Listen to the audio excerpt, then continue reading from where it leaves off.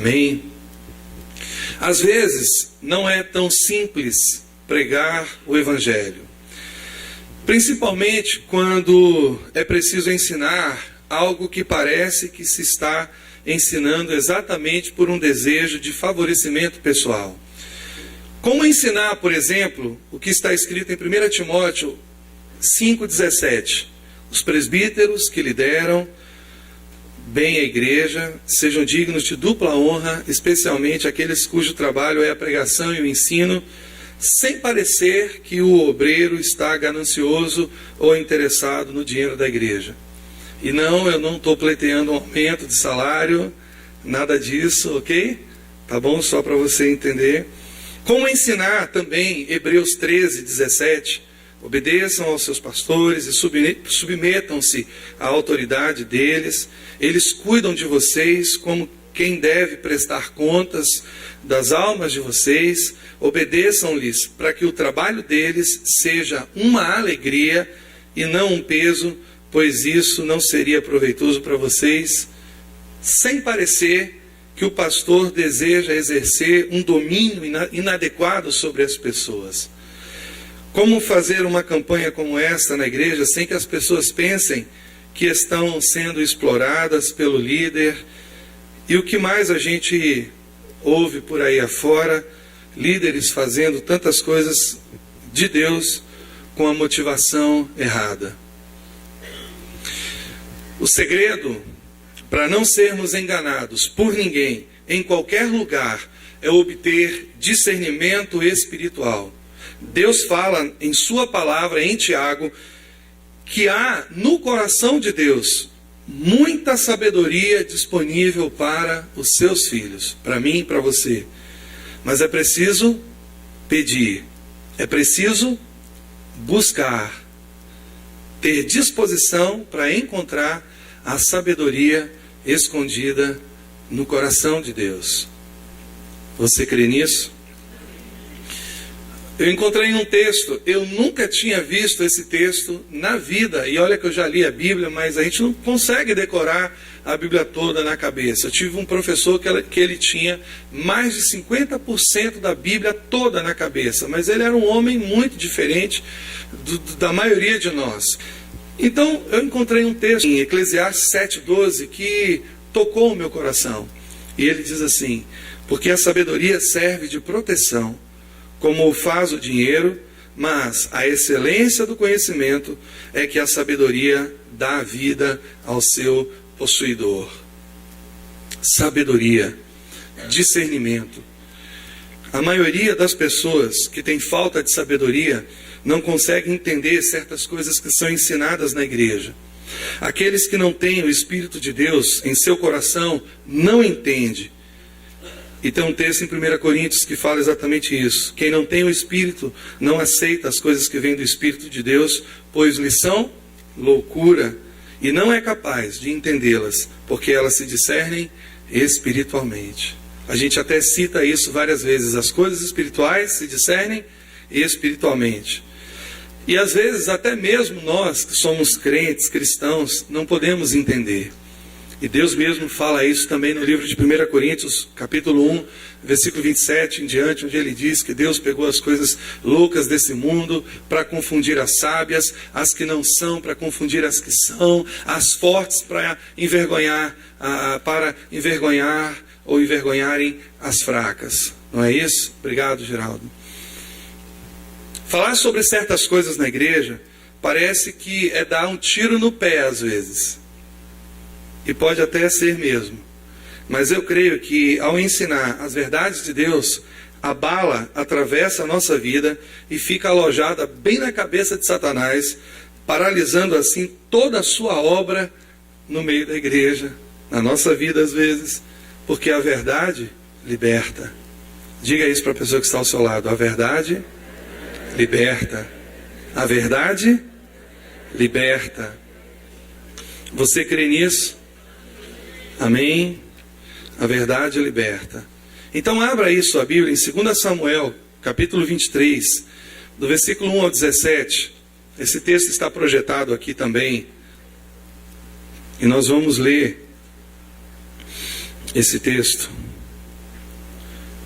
Eu gostaria de ler com vocês algo que o Senhor colocou no meu coração, para eu ministrar nessa noite para vocês, pedindo a Ele que de uma forma tremenda, graciosa, maravilhosa, a palavra dele encontre, guarida, possa mexer com a gente, possa falar ao coração da gente. Quando Deus fala com a gente, as coisas mudam na nossa vida, amém? Você sabia disso? Quando Deus fala com a gente, nós não somos a mesma pessoa. Ali cria-se um marco, um memorial na nossa vida. A minha oração nessa noite é que Deus possa falar com a gente, falar comigo, falar com você nesse momento, trazer ao seu coração a paz que você precisa, a direção que você precisa, a graça que você precisa, o discernimento que você precisa, para que nós possamos, como um corpo, avançar mais e mais na obra de Deus, amém? Então, 2 Samuel, capítulo 23, diz assim: e estas são as últimas palavras de Davi. Então, elas são palavras muito importantes. E diz Davi, filho de Jessé, e diz o homem que foi levantado em altura, o ungido do Deus de Jacó, e os suaves salmos de Israel. O Espírito do Senhor falou por mim, e a sua palavra esteve em minha boca. Disse Deus de Israel, o Deus de Israel, a rocha de Israel, a mim me falou: haverá um justo que domine sobre os homens, que domine no temor do Senhor, ou de Deus. E será como a luz da manhã, quando sai o sol, da manhã sem nuvens, quando pelo seu resplendor e pela chuva a erva brota da terra. Ainda que a minha casa não seja tal para com Deus, contudo estabeleceu comigo um concerto eterno, e que em tudo será ordenado e guardado, pois toda a minha salvação e todo o meu prazer estão nele, apesar de que ainda não o faz brotar. Porém, os filhos de Belial serão todos como os espinhos que se lançam fora, porque se lhes não pode pegar com a mão, mas qualquer que os tocar se armará de ferro e de haste de uma lança, da haste de uma lança, e a fogo serão totalmente queimados no mesmo lugar. Estes são os nomes dos valentes que Davi teve: Josebe Basebete, filho de Taquemone, o principal dos capitães. Este era Adino, o Ezinita, que se opusera a 800 e os feriu de uma vez. E depois dele, Eleazar, filho de Dodô, filho de Aoi, entre os 3 valentes que estavam com Davi, quando provocaram os filisteus que ali se ajuntaram à peleja, e quando de Israel os homens subiram, este se levantou e feriu os filisteus até lhe cansar a mão e ficar a mão pegada à espada. E naquele dia o Senhor operou um grande livramento, e o povo voltou atrás dele somente a tomar o despojo. E depois dele, Sama, filho de Agé, o Aratita, quando os filisteus se ajuntaram numa multidão, onde havia um pedaço de terra cheio de lentilhas, e o povo fugira de diante dos filisteus, este, pois, se pôs no meio daquele pedaço de terra, e o defendeu, e feriu os filisteus, e o Senhor operou um grande livramento. Também 3 dos 30 cabeças desceram e vieram no tempo da cega a Davi, à caverna de Adulão, e a multidão dos filisteus acompanhara no vale de Refaíns. Davi estava então num lugar forte, num lugar fortificado, e a guarnição dos filisteus estava então em Belém. E teve Davi desejo e disse: quem me dera beber da água da cisterna de Belém, que está junto à porta.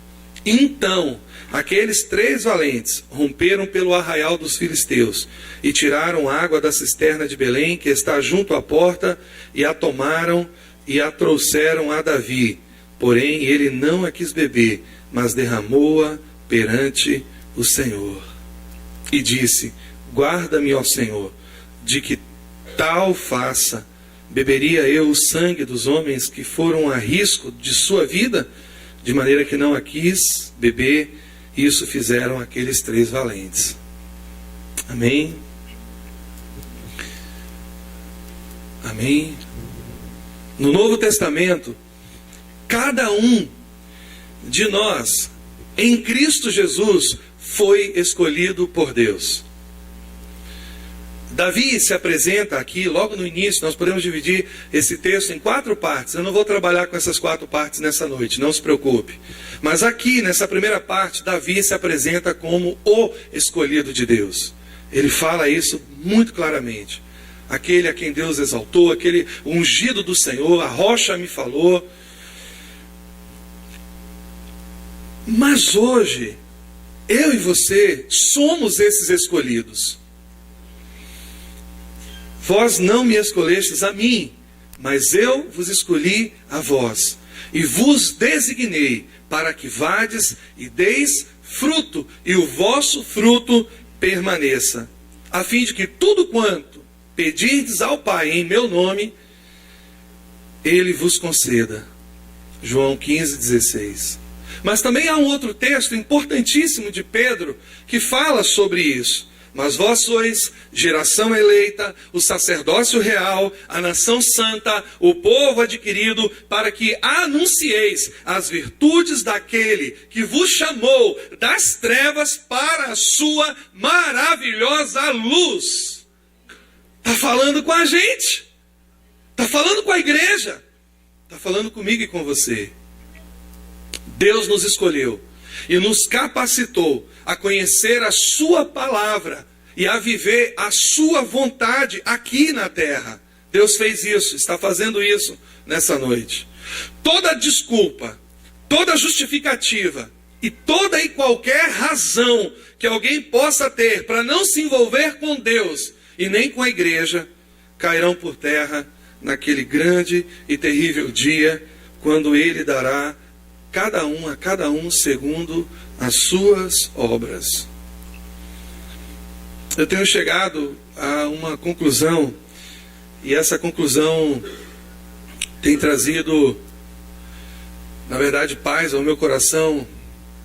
E eu cheguei à seguinte conclusão: Deus não conta com as pessoas mais talentosas ou ricas para fazer a sua vontade nessa terra. Ele conta com as pessoas mais disponíveis, com as que se tornam disponíveis. Amém? Eu tenho visto mais e mais pessoas, irmãos inteligentes, bem formados, com profissões boas, jovens muitas vezes, cheios de vigor, são atuantes no mundo, mas que não têm coragem de pegar no arado e servir a Deus com o mesmo entusiasmo que estão fazendo lá fora. E eu só posso me lembrar de Lucas 9:62, quando Jesus diz: ninguém que lança a mão do arado e olha para trás é apto para o reino de Deus. Se você pegou no arado, se você entregou a sua vida ao senhorio de Cristo, você não pode mais olhar para trás. Você não pode mais soltar o arado. Você não tem mais essa opção. Há pessoas, e eu estou falando isso em todos os lugares, no nosso meio principalmente, com tanto talento, com tanta capacidade, com tanta graça, mas que ainda não conseguem bater um prego numa barra de sabão, por assim dizer. Eu penso, às vezes, será que eu, como pastor, eu preciso avaliar a minha vida e não culpar as pessoas? Por isso Deus talvez trouxe essa palavra primeiramente para o meu coração, e eu queria compartilhar com vocês essa palavra nessa noite. Mas será que eu não estou sendo conivente com essa situação quando deixo de falar da necessidade de produzirmos na igreja valentes de Deus? Essa é minha expectativa nessa noite. A minha palavra nessa noite não é para acusar ninguém, não é para ofender ninguém, não é para machucar ninguém, mas, aliás, a palavra de Deus nunca tem esse propósito, embora algumas pessoas possam usá-la para esse propósito. Mas a palavra, na verdade, ela tem o poder, a missão de gerar em nós aquilo que nós mesmos não podemos fazer. Deus precisa de valentes. A pregação nessa noite é sobre isso. A igreja precisa de valentes. Eu não falo apenas com relação a pagar umas pequenas contas de uma reforma, mas eu falo sobre algo mais profundo da nossa capacidade de verdadeiramente se importar e cuidar das pessoas de tal maneira que o nosso tempo, a nossa energia e o nosso dinheiro fique à disposição de Deus para aquilo que melhor lhe aprouver. Deus precisa e quer levantar no meio da nossa igreja pessoas com coragem para fazer o que ninguém faz. Pessoas que não estão esperando ser chamadas, porque elas já foram pela palavra, mas pessoas que se apresentam, que têm coragem de arriscar um conforto, como fizeram esses valentes de Davi, apenas para lhe trazer uma água de um certo poço em Belém. E Davi diz: eles arriscaram as suas vidas para satisfazer um desejo do meu coração, e ele não ousou beber essa água. Como líder, e eu posso garantir isso aos irmãos, motivado o menino, viu? Como líder, eu já aprendi que eu não devo exigir honra. Isso é pecado. Na verdade, ela deve ser voluntária. Ela deve ser espontânea. Mas há pessoas na igreja que precisam aprender sobre honra, porque às vezes elas não têm coragem ou desprendimento de honrar a liderança, de chamar o seu líder, pastor, um discípulo, alguém que está debaixo da sua autoridade, para estar junto, para andar, para estar mais próximo. Às vezes eu vejo pessoas que fazem até comemoram festas, aniversários, um monte de coisa, e às vezes não tem a coragem de convidar um líder, o seu líder. Não falo só do pastor, não estou querendo comer da sua coxinha, nem do seu pastel sozinho. Eu quero comer com meus irmãos. Amém? Eu quero estar junto com eles, com você. Recentemente eu vi um vídeo na internet. Eu gostaria de compartilhar com vocês. Agora. Deixa eu ver se ele consegue carregar. E vou tentar aqui carregar. Se der, né, a gente vai ver. Se não der, a gente vê daqui a pouquinho. Mas esse vídeo trata, talvez ele consiga carregar, esse vídeo trata de uma das maiores loucuras que eu já vi na minha vida.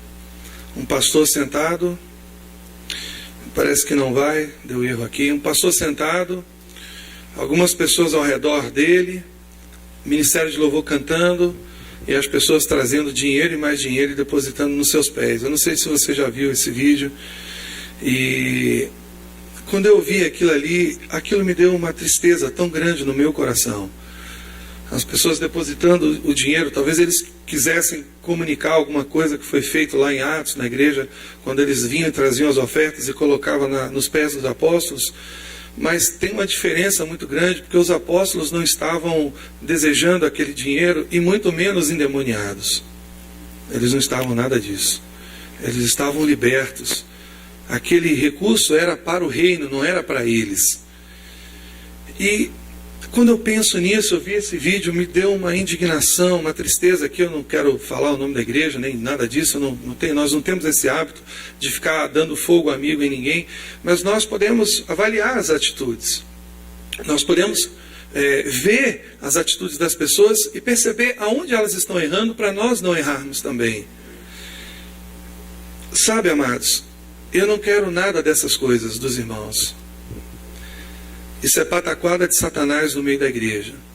Quando a gente vê um vídeo desse, das pessoas, o camarada sentado num trono, em transe, totalmente endemoniado, a igreja sem capacidade de discernir aquilo, e as pessoas depositando dinheiro nos pés dele, ao ponto de alguém ter que levantá-lo para ele poder caminhar, sair daquele ambiente mamônico e demoníaco também. Eu quero dizer para os irmãos que no meu coração não há nada disso, isso é pataquada de Satanás. Sabe o que eu espero dos meus irmãos como fruto do reconhecimento do serviço? Amor, ajuda na obra de Deus, pegar junto comigo para as coisas acontecerem aqui na igreja e no mundo. Mas também tem algo que é fruto do amor. Eu quero falar algo para os irmãos aqui nessa noite. Quando você for fazer aquele suco na sua casa de fura-pulmão e tiver gostoso, lembra do seu pastor? Lembra de me convidar? Eu vou. Pode me chamar. Não precisa ser um banquete. Não precisa ser nada disso. Não precisa ser nada disso. Pode ser um suquinho de fura-pulmão também. Amém? Mancha pulmão, mas ele fura também. Aqui. Está entendendo? É porque eu conheço como fura-pulmão. Pode me chamar, eu vou.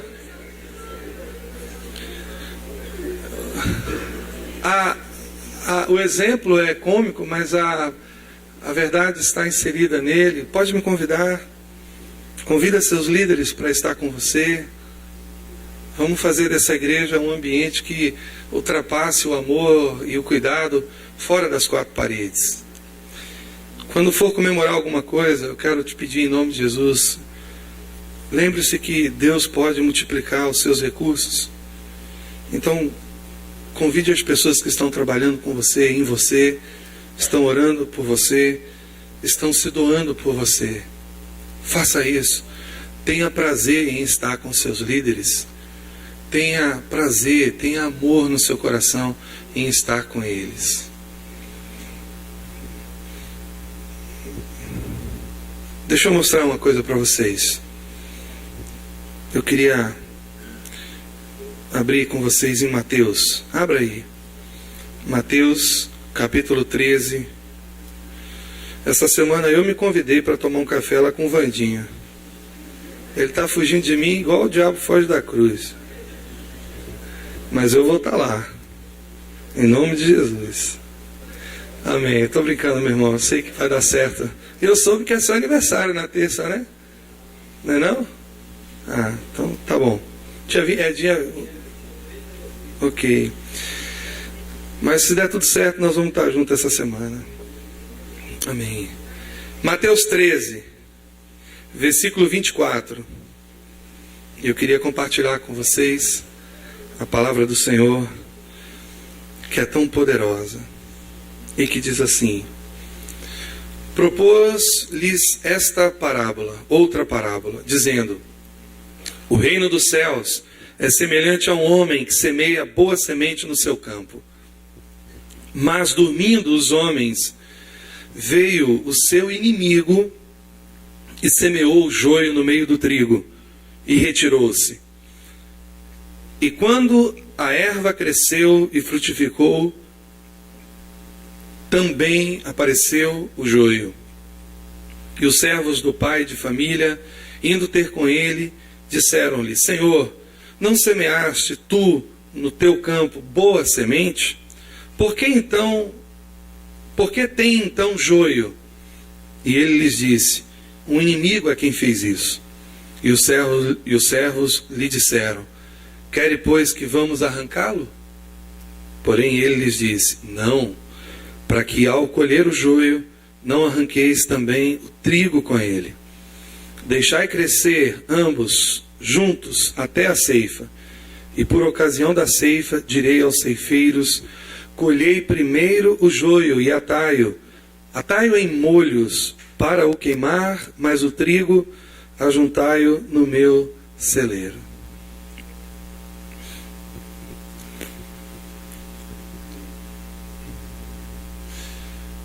Quando você olha para essa parábola, você se vê como joio ou como trigo? Pensando um pouco nessa parábola, eu tirei um pouco a visão do trigo e me coloquei como joio. Pastor, o que o senhor está falando? Você só pode exercer a misericórdia na medida certa sobre a vida de uma pessoa quando você passa exatamente por aquilo que ela passa.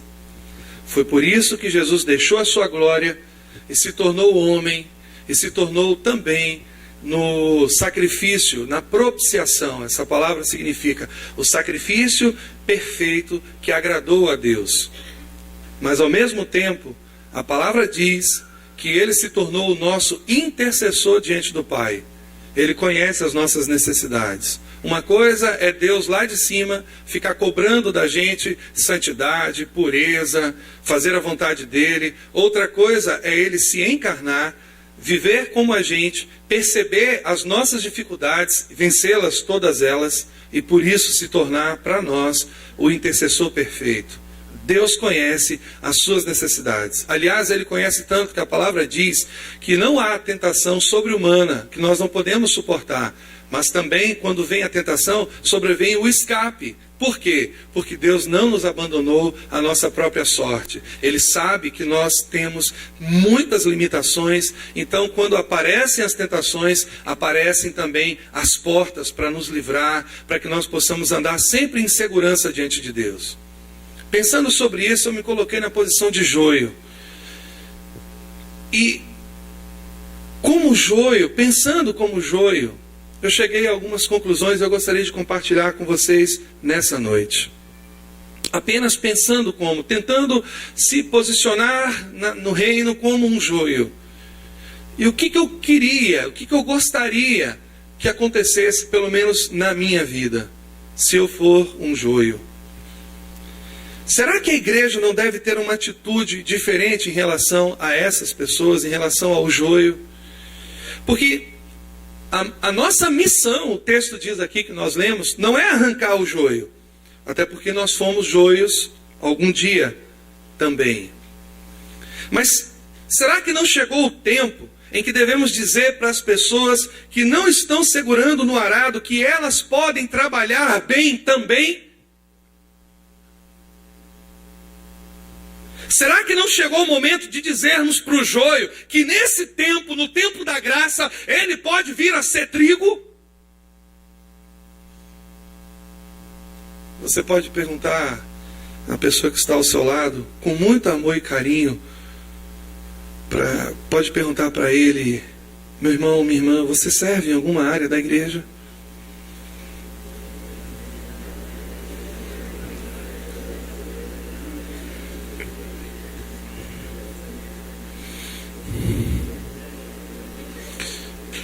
Você serve?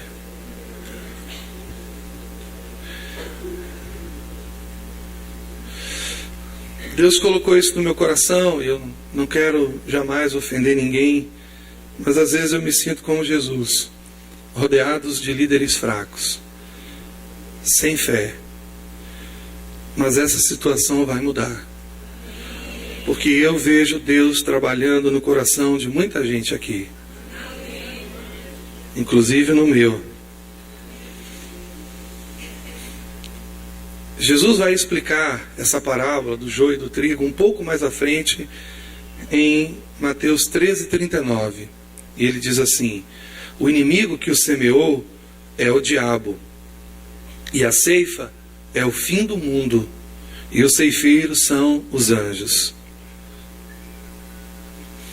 O inimigo que semeou é o diabo. Isso trouxe um alerta para o meu coração, porque nós precisamos entender esse fluxo e esse contrafluxo que muitas vezes existe no reino de Deus, no meio da igreja. Por isso eu quero dizer, tome muito cuidado com o que entra no seu coração. Tome muito cuidado. Avalie isso. Uma vez o pastor Júnior de Goiânia disse algo interessante para mim. Ele disse: pastor Paulo, tem gente na igreja que é igual a Mandacaru. Eu disse: como? Ele disse: não dá encosto e nem sombra. E eu vi isso aqui agora em 2 Samuel 23:6. Olha o que ele diz. Olha o que 2 Samuel fala. Porém, os filhos de Belial, todos serão como os espinhos que se lançam fora, porque não se podem tocar com a mão. Meu Deus, Davi já tinha dito isso há muitos anos atrás. Eu quero encerrar essa palavra nessa noite falando apenas mais duas coisas. Versículo 23, 16. Eu vou lá com você. De 2 Samuel. Vamos lá. Nós estávamos no capítulo 23. Agora vamos para o versículo 16. Isso trouxe um ânimo, isso trouxe uma expectativa no meu coração. E quando eu falo essas coisas, eu falo porque eu quero motivar os meus irmãos a ser aquilo que a palavra propõe que eles sejam. Amém? Versículo 23, 16 do capítulo 23 de 2 Samuel diz assim: Então, aqueles 3 valentes romperam pelo arraial dos filisteus e tiraram água da cisterna de Belém, que está junto à porta, e a tomaram e a trouxeram a Davi, porém ele não a quis beber, mas derramou-a perante o Senhor. Às vezes eu gosto de parar e de me colocar dentro da história, dentro do contexto. E eu fico pensando num rei, um homem que havia sido ungido como rei, perseguido pelo atual estadista, que já tinha perdido a presença, a bênção, tinha perdido a sua identidade em Deus, estava fazendo tudo errado. Se você olhar aqui um pouquinho antes, você vai ver Saul mandando matar o sacerdote do Senhor, mandando matar a sua família e a cidade daquele homem. Saul era um homem sanguinário, um homem perverso. Deus havia se retirado dele. E nós estamos diante de um homem que está fugindo, se escondendo, para não se levantar contra o ungido do Senhor, mesmo que ele não fosse mais ungido do Senhor. Tamanho era o temor que Davi tinha para as coisas de Deus. E eu fico imaginando esse homem dentro de uma caverna, num lugar seguro, fortificado, rodeado de soldados, angustiado. Alguém que foi criado pastoreando as ovelhas, olhando para o céu, contemplando o cuidado de Deus sobre a sua vida. Eu fico imaginando alguém que estava acostumado a louvar ao Senhor, adorar a Deus, a olhar para as estrelas, para a lua, e compor os salmos, e perceber que da mesma forma que ele fazia com aqueles pastores, Deus fazia com ele, porque Deus era o seu pastor. Eu fico imaginando esse homem que foi criado para ser um rei, um homem que foi criado para liderar, dentro agora de um local escuro, de uma caverna apertada, e de repente ele se lembrando dessa água. Devia ser algo realmente maravilhoso. Nós sabemos como é a água do interior, pura, cristalina, quando sai da mina ou quando sai de um poço, sem nenhum artifício humano, sem nenhuma química, sem nenhum produto, algo que Deus mesmo fez, puro, perfeito. Eu fico imaginando a saudade que bateu no coração desse homem, e de repente ele simplesmente, pensando alto, falando assim: quem me dera se eu pudesse beber da água do poço de Belém. E de repente 3 homens, 3 soldados, 3 guerreiros, 3 valentes, ouvindo esse negócio, eles não falam nada, eles simplesmente saem dali da presença de Davi, atravessam o arraial dos filisteus, eles colocam a sua vida em risco, vão lá em Belém, pegam a água e traz para esse homem beber. Eu fico imaginando o amor, a unidade, o carinho. Eu quero pessoas assim na igreja aqui. Eu quero andar com pessoas assim. Eu quero formar pessoas assim. Eu não quero honrarias. Eu não quero beber a água. Mas eu quero pessoas ao meu lado que têm disposição de ir buscar a água. Quando há unidade no coração da igreja, quando há unidade no coração das pessoas em relação à igreja e em relação aos líderes, elas se tornam poderosas em Deus. Eles não eram poderosos, e você vai ver aqui daqui a pouquinho, porque eles tinham poder de matar, eles eram fortes, robustos, eles não eram poderosos por isso. Então o texto diz aqui: aqueles 3 valentes, em outra tradução diz assim: então, aqueles 3 poderosos romperam pelo arraial dos filisteus e tiraram água da cisterna de Belém, que está junto à porta, e a tomaram e a trouxeram a Davi, porém ele não quis beber, mas derramou perante o Senhor. Eu fico imaginando aqui o coração de Davi, fico imaginando o coração desses homens. Eles conheciam o coração de Davi. E quando eles foram buscar aquela água, eles queriam exatamente que aquele homem bebesse daquela água, porque eles queriam agradar aquele homem, porque eles amavam aquele homem. Eles amavam o seu líder. Eles tinham no coração uma paixão por Davi, que nós precisamos ter uns pelos outros aqui nessa igreja, e pelo pastor dessa igreja. E esse amor nos protege, esse amor nos fortalece, esse amor nos une.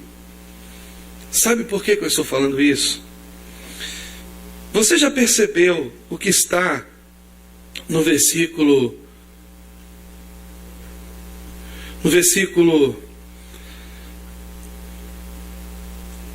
logo abaixo? Olha só, eu quero ler com vocês. Deixa eu ver aqui.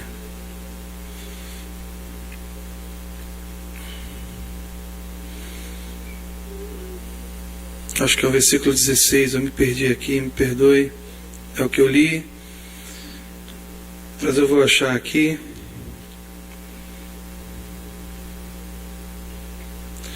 Bom, eu sei onde é que está. Está aqui. Pronto. Olha o que ele está falando aqui. Estes são, versículo 8, os nomes dos valentes que Davi teve. Josebe Basebete, filho de Taquemone, o principal dos capitães. Preste atenção no que vai falar o texto. Este era Adino, o Ezinita, que se opusera a 800 e os feriu de uma vez. Dá para acreditar nisso, Ivan? Para comigo nessa noite, irmãos. Quantas pessoas nós temos aqui? Se Paulo sair correndo e pular em cima de mim, e tiver um outro, eu não aguento mais nada. Eu desmonto. Não precisa ter muito não, só Paulo e Roberto com aquela mão dele ali, ó. Eu desmonto. Imagine um homem. A Bíblia diz que um homem enfrentou 800 num só dia com a sua lança. A Bíblia diz que ele brandiu a lança, ele levantou a lança, ele sacudiu a lança e pelejou contra 800. Você pode crer de fato nisso que está aqui nesta noite? Será que você pode crer que um homem numa guerra, ele sozinho consegue enfrentar 800 pessoas? Irmãos, 800 pessoas, quem é do exército aqui sabe que nós estamos falando de um batalhão inteiro. Nós estamos falando de um batalhão inteiro. 800 homens contra um. É a luta mais injusta que eu vi na minha vida. Por quê? Porque aquele um era poderoso. Podia vir 1000, podia vir 2000. Ele ia derrotar todo mundo. Por quê? Como, amados, eu posso crer nisso, se não for o Senhor? Você pode imaginar uma pessoa lutando e vencendo 800 pessoas? Foi o que Josebe Basebete fez.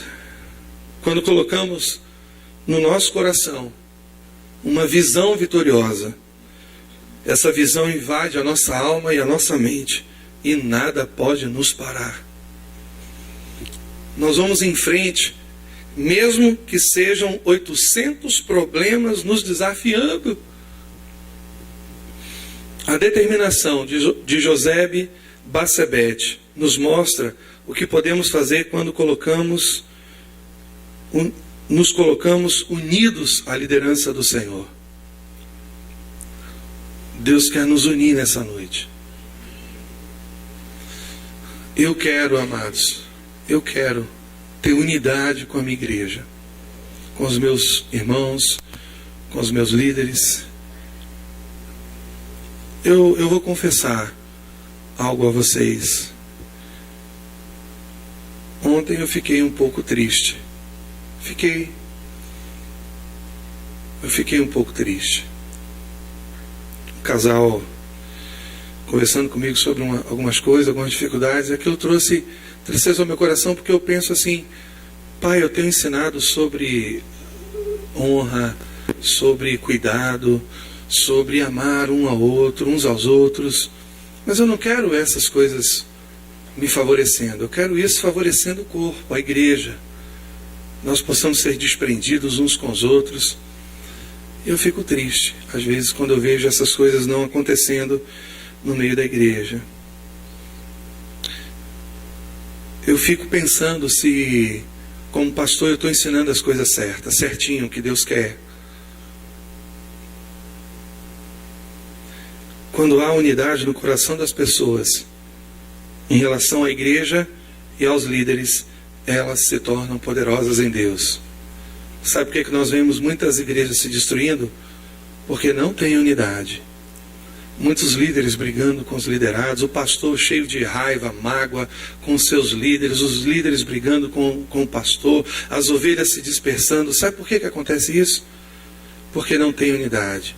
Sabe por que muitos pastores estão fazendo loucuras aí fora, metendo a mão no dinheiro da igreja, se prostituindo, pregando domingo à noite e depois saindo para um motel com uma prostituta, ou então batendo na esposa dentro de casa e fazendo todas essas coisas? Sabe por que está acontecendo tudo isso? Porque não há unidade no meio da igreja. Porque quando há unidade no meio da igreja, o pastor protege as ovelhas e as ovelhas protegem o pastor. Esse é o padrão de Deus. Esse é o desejo de Deus. Segunda e última coisa: unidade proporciona a mudança de caráter. Quando eu penso nesses homens, eu penso que esses homens eram homens extraordinários, mas a Bíblia me diz que era exatamente o contrário. A Bíblia me diz que é exatamente o contrário. Você quer saber quem são esses homens? Abra sua Bíblia em 1 Samuel. E nós vamos ver no versículo 22, no capítulo 22, quem são esses homens que Davi tem por seus generais. Quem são esses homens que Davi levantou para ser os seus oficiais, os seus valentes, os seus guerreiros? Quem são esses homens que se unem a Davi? E isso fala para mim, que essa ideia de que o ambiente influencia as pessoas não é verdade. Isso fala para mim que um homem cheio de Deus, ele consegue mudar e transformar a vida de muita gente. Essa pessoa sou eu, mas também é você. Olha o que diz 1 Samuel 22, 1. Então Davi se retirou dali, fala no capítulo anterior que ele está fugindo de Gate. Ele é aquele episódio cômico que ele se faz de louco, começa a babar, a barba começa a descer saliva, e o rei de Gate diz assim: vem cá, não tem muito maluco aqui para vocês me trazerem mais um, não? Já não me bastam os doidos daqui, não? Vocês ainda me trouxeram isso aí? Manda ele embora daqui. E Davi vai embora dali, e ele foge então, e ele vai para a caverna de Adulão agora. Então Davi se retirou dali, fugindo, tudo isso fugindo de Saul, e se retirou e escapou para a caverna de Adulão. Preste atenção agora. Ouviram-no seus irmãos e toda a casa de seu pai, e desceram ali para estar com ele. Versículo 2. Olha a turminha que se junta com ele. E ajuntou-se a ele todo homem que se achava em aperto. Todo homem endividado. Está falando com você? Todo homem de espírito angustiado. Está falando com alguém aqui nessa noite? E ele se fez chefe deles. Tem uma tradução que é interessante, que diz assim: ajuntaram-se a ele todos os homens que se achavam em aperto, e todo homem endividado, e todos os amargurados de espírito. E ele se fez chefe deles, e eram com ele os 400 homens. Quem são essas pessoas que estão unidos, que estão num propósito com esse homem? Ex-endividado, ex-angustiado, ex-amargurado. Isso, são os ex. Quando eles se reuniram a Davi, eram pessoas amarguradas, endividadas, estavam em apertos, a vida deles estava estava toda arrebentada desses homens. Mas eles foram transformados em generais combativos e eficientes. Por quê? Porque o Espírito que estava em Davi foi tocando no coração daqueles homens, de cada um deles. A unção, a vida, quando eu falo da unção, eu não falo dessas besteiras, eu falo da vida de Deus, a presença de Deus na vida de Davi foi transformando, foi transbordando, foi permeando o coração daqueles homens, dos endividados, daqueles homens apertados, daqueles homens angustiados. Quando eles começaram a andar com Davi, eles não influenciaram Davi, Davi passa a influenciá-los com a vida, o poder, a graça de Deus. Isso é algo maravilhoso que eu estou tentando fazer com vocês, e eu vou fazer em nome de Jesus, porque a vida de Deus na minha vida está fluindo nesse lugar, está fluindo para você, está fluindo para o seu coração, e eu creio em nome de Jesus que haverá essa mesma unidade que havia entre aqueles homens, porque eu sei que tem pessoas aqui nessa noite que estão angustiadas, que estão endividadas, que estão em aperto, que o espírito está amargurado. Então, querido, essa palavra Deus quer fazer de você um homem, uma mulher valente, poderosa em Deus, porque se Ele pôde transformar a vida desses homens que estava arrebentada, a vida desses homens que estava praticamente desfacelada, espalhada, e Ele juntou esses homens a esse homem que tinha um coração segundo o coração de Deus. Deus mesmo transformou aqueles homens por meio da vida, da graça e do poder que havia na vida de Davi. Deus usa pastores para transformar a vida das pessoas, mas usa também as pessoas para transformarem a vida do pastor. E isso é algo maravilhoso, esse compartilhar de vida. O que você é hoje não tem nada a ver com o que Deus vai fazer de você amanhã. Amém? Amém, amados? Unidade. Unidade, uma só palavra, uma só visão, uma só direção. E essa igreja vai fazer com que muitos valentes ainda virão, queridos. Eles estão se juntando. Os valentes estão se juntando. Os valentes estão se juntando, estão se achegando a nós.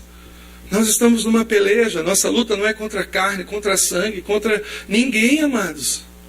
A nossa luta é contra os poderes desse mundo tenebroso, contra os príncipes das trevas, contra as hostes espirituais da maldade. Essa é a nossa luta. Por isso nós, como igreja, precisamos falar a mesma linguagem.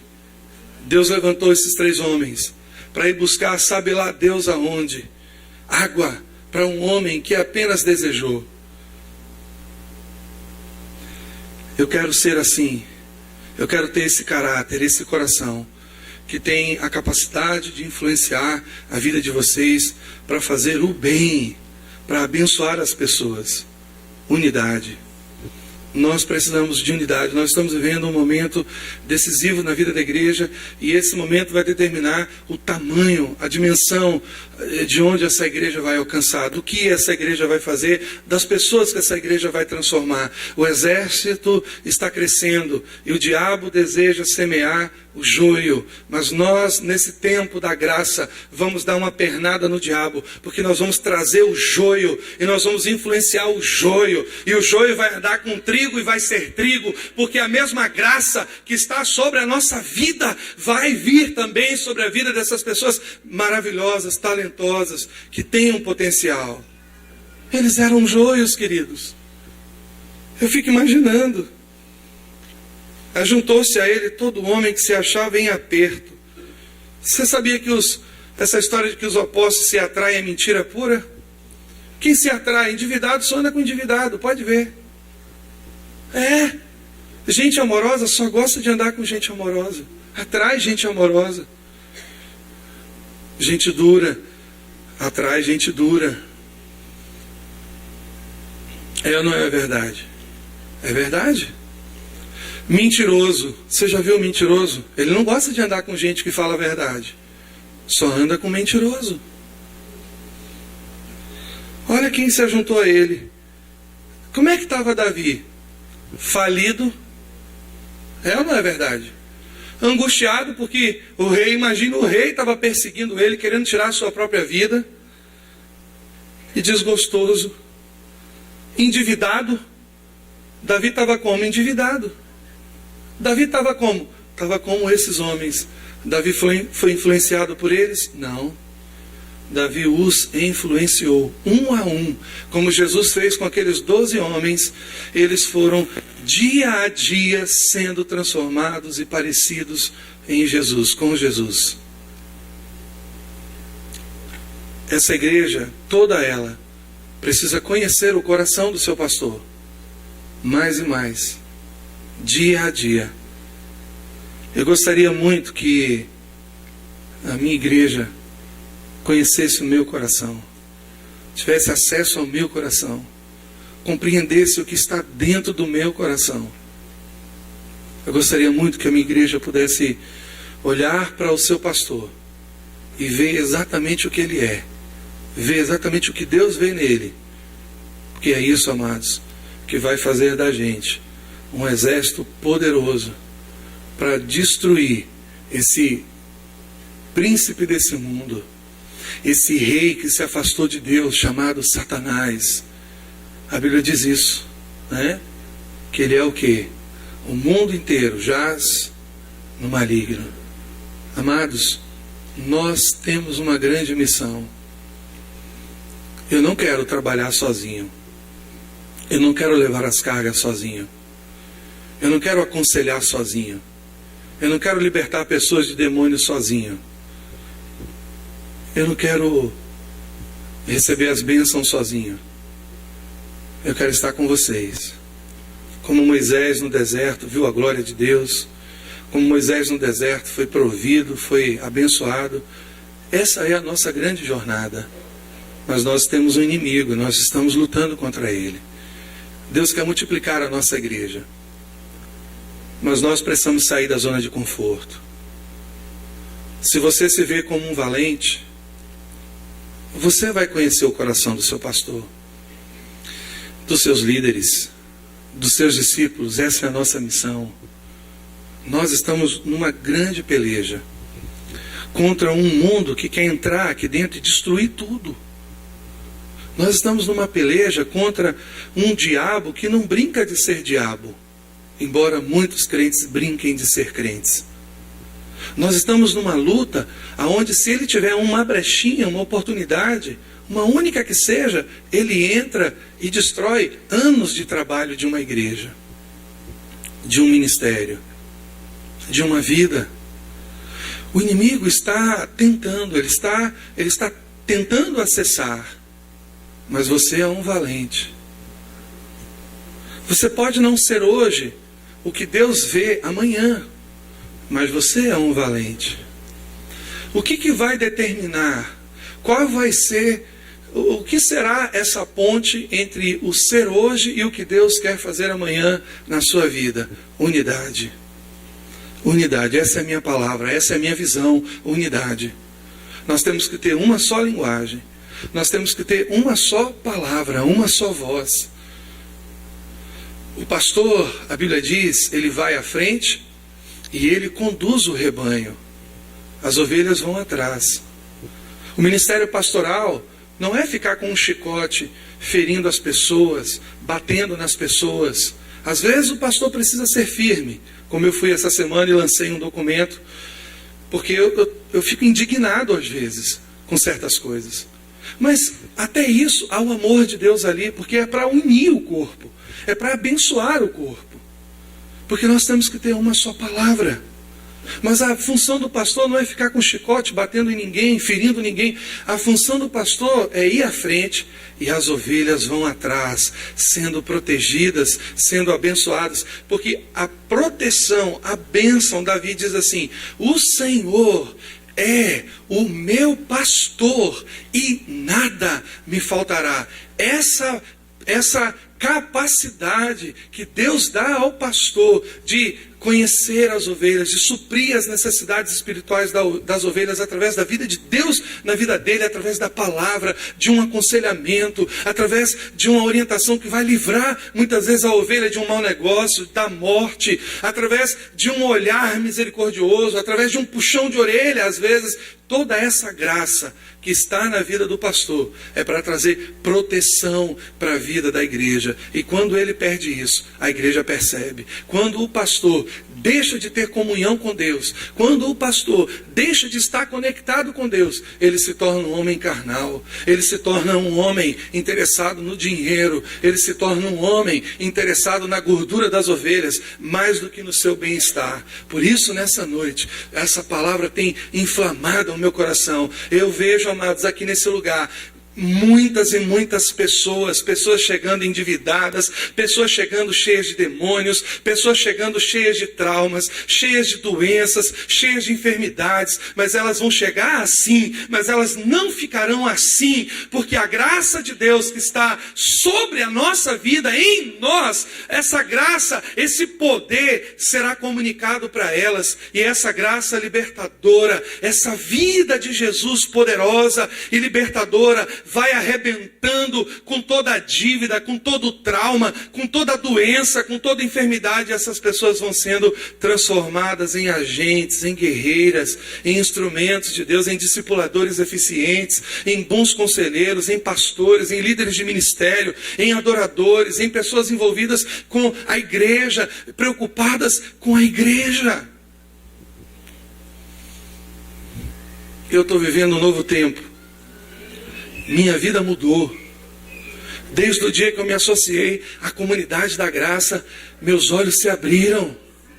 Amados, coisas novas, coisa ruim quando a gente para no tempo. Desde o dia que essa igreja se tornou a comunidade da graça, uma convicção poderosa tomou conta do meu coração de que nós estamos caminhando e Deus vai fazer coisas tremendas e maravilhosas em meio à nossa igreja. Dentro de nós, do nosso coração. Ontem eu fui com o Rosane, ontem, não foi, Rosane? Fomos visitar uma pessoa, e a Marieta, que ela pediu oração aqui de forma tão maravilhosa, quem lembra, né?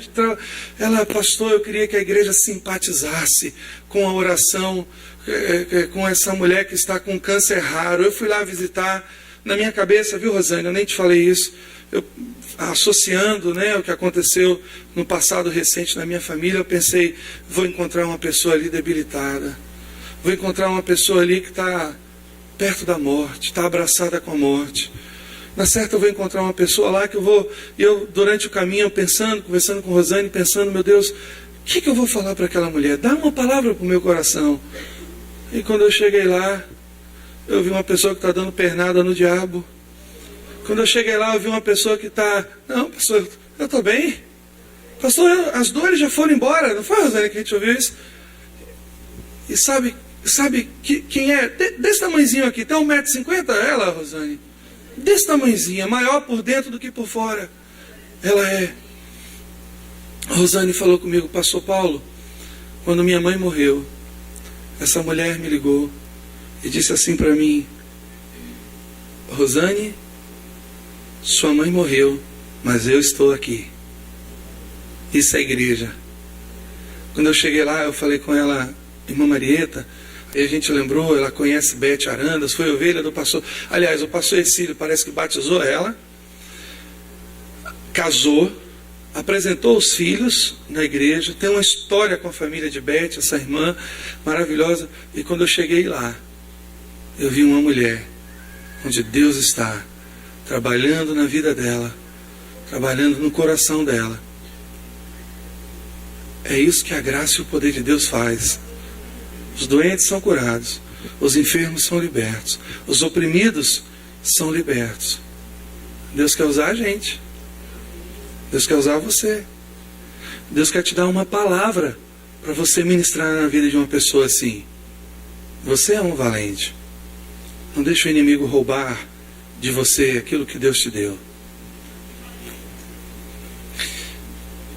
Quando se uniram a Davi, eles eram homens amargurados, endividados, mas foram transformados em soldados eficientes combativos, guerreiros, valentes, corajosos.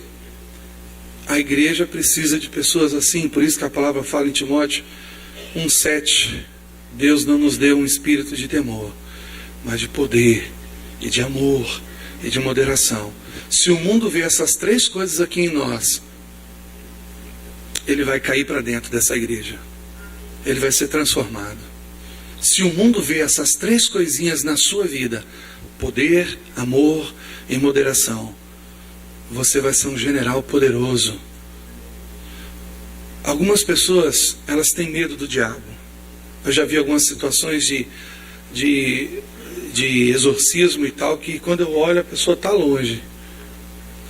Você já ouviu falar na história do diabo ter medo de pessoas? Você acha que Davi era uma pessoa que o diabo temia? Você acha que Jesus era uma pessoa que o diabo temia? Você pode se tornar, aliás, você acha que Deus pode tornar a sua vida num empecilho, num impedimento para o diabo? É isso que Deus quer fazer conosco. De pessoas que têm medo, de pessoas que às vezes têm dificuldade, para pessoas que o diabo teme. O diabo sabe que quando aquela pessoa dobra o joelho, Deus responde às orações dela. O diabo tem que saber que quando você fala, as coisas acontecem. Quando você assina um cheque, ele vai ter fundo. O diabo tem que saber que quando você dá a palavra, ela é cumprida. O diabo tem que saber que quando ele tentar jogar alguma coisa no seu coração, contra um líder, contra um pastor, contra um irmão, ele não vai achar porta aberta. Isso é unidade. Poder, amor e equilíbrio e moderação. Essas três coisas precisam demais na igreja hoje. Poder, amor e moderação. Quando a Bíblia fala desses homens, fala que eles eram poderosos, mas fala também que eles tinham um amor por Davi, a ponto de arriscar a sua própria vida para suprir uma necessidade, que nem era importante, um desejo, nem necessidade era um desejo. Desejou Davi no seu coração beber a água dos poços em Belém.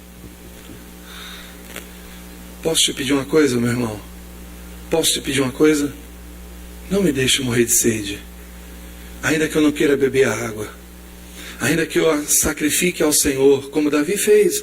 Isso é ensino para a gente, porque tem gente que se trouxesse a água, ele ia dizer assim, mas é pouco. Mas vocês estão entendendo o que eu estou falando? Vocês estão entendendo o coração de Saul? Mas espera aí, vocês só trouxeram isso? Aí não dá, né?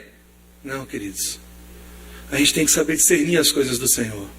Fica de pé em nome de Jesus.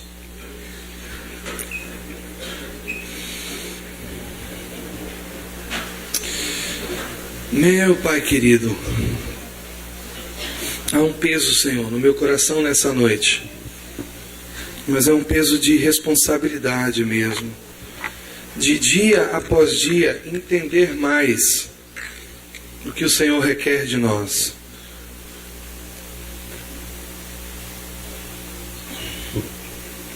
Os irmãos do louvor, vamos estar atentos aqui, vamos para cá. Isso.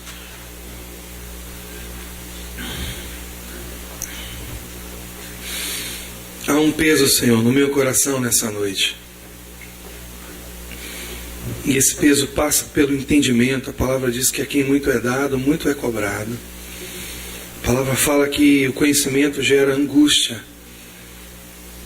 Deus tenha misericórdia da minha vida e da vida dessa igreja, Senhor. Tem tantas pessoas maravilhosas aqui que o Senhor quer usar. Senhor, tem tantas pessoas maravilhosas aqui que elas não aposentaram as chuteiras, elas não penduraram as chuteiras. Tira, Senhor, do meu coração tudo aquilo que não te agrada, tudo aquilo que me impede de ser um líder melhor, parecido com Jesus. Tira do meu coração nessa noite o profissionalismo, o fazer por fazer, o ensinar por ensinar, o pregar por pregar. Que eu possa, Senhor, ter a humildade de buscar na fonte do teu coração toda a palavra que vai edificar a tua igreja.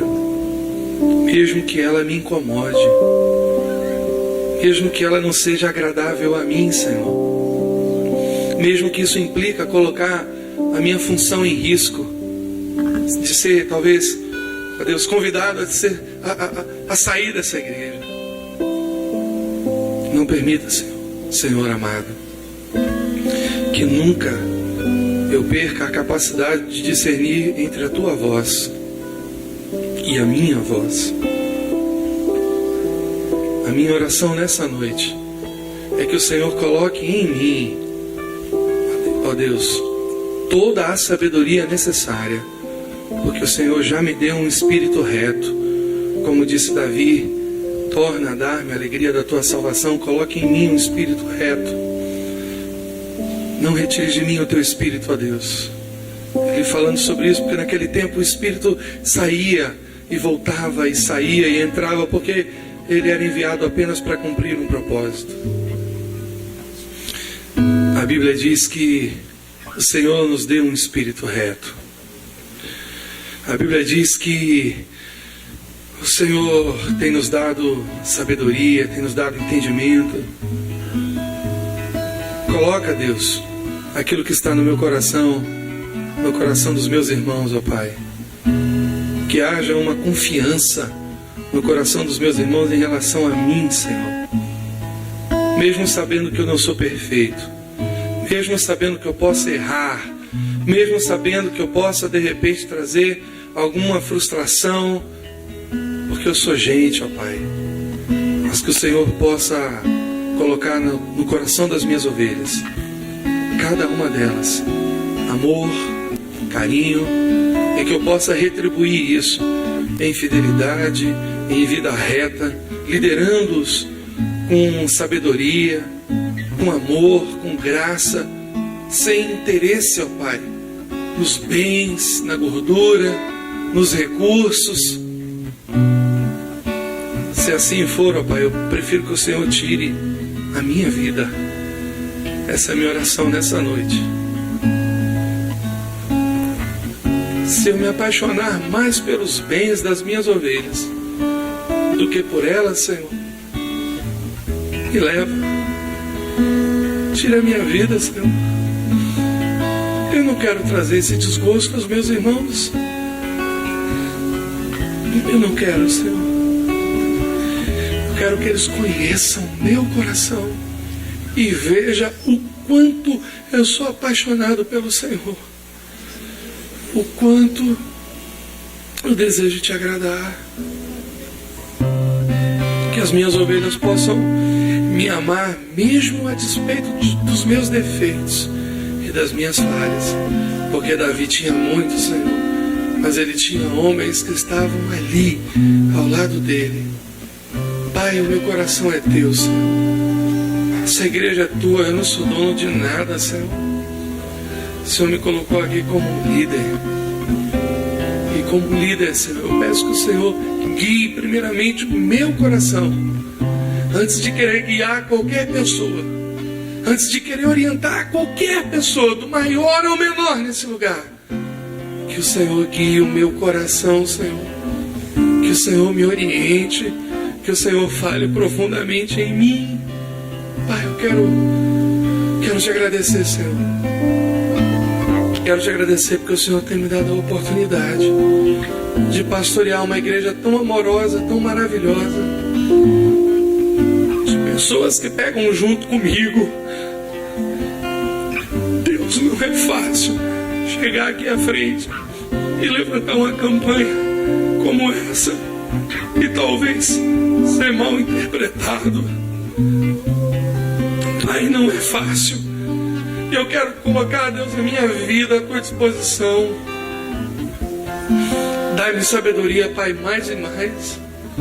Obrigado por essas pessoas que fizeram parte dessa campanha. Eles são valentes comigo, oh Pai, não permita que nenhum se perca. Há outros capitães aqui, Davi tinha outros valentes também. Mas nessa noite, Senhor, eu sei que o Senhor levantou pessoas muito especiais para estarem ofertando na casa do Senhor. Pai, que nós possamos fazer uso desses recursos com tremor e temor. Pai, que nós nunca sejamos acusados, ó Deus, pelos homens e principalmente pelo Senhor, de que estamos fazendo mau uso dos teus recursos, Senhor, porque são acusações muito graves, ó Pai. Gera temor no nosso coração, Senhor. Proteja a minha vida. Que esses irmãos, ao almoçarem ou jantarem, lembrem de orar por mim, pelo pastor Carlos Alberto Bezerra, pela nossa liderança, como eu tenho feito por ele. Eu tenho sido ensinado todos os dias a orar pelo meu pastor. Todos os dias eu tenho sido ensinado pelo Senhor a orar por ele, porque eu amo. Eu não quero ver cair.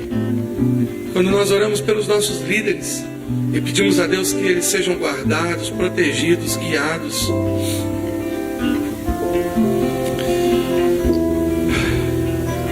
isso é uma demonstração muito forte de carinho, de amor. Guarda a minha vida, Senhor, e não permita, ó Pai, que em momento algum eu venha me desviar do seu propósito e nem levar essa igreja por desvios, por atalhos. Nós somos teus, Senhor. Nós somos teus. Em nome de Jesus.